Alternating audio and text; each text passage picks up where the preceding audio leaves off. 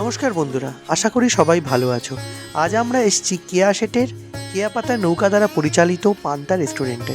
এটা একদম Jatin Das park metro স্টেশনের সামনে রয়েছে। সমগ্র বাঙালি সাবেকিয়ানায় একটা ট্র্যাডিশনাল রকমের এখানে কিন্তু অ্যাম্বিয়েন্সটা রয়েছে। কাঠের ওপরে এই মা দুর্গার ছবিটি, হাত পাখা, মাদুরের এই স্বস্তিক চিহ্ন, পেতলের কলসি, এর সৌন্দর্যটাকে কিন্তু আরও বাড়িয়ে তুলেছিল।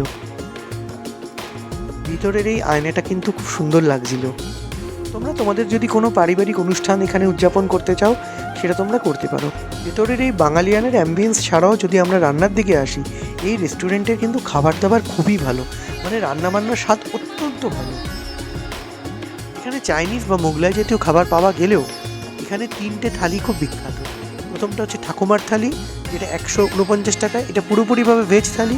তারপরে হচ্ছে মহারানী ভোজ, যেটা 499 টাকায় চিকেন দিয়ে এবং 599 টাকায় মাটন দিয়ে। এবং সবশেষে যেটা সবথেকে ভালো থালি, সেটা হলো রাজা রানী থালি, সেটা কিন্তু 999 টাকায়।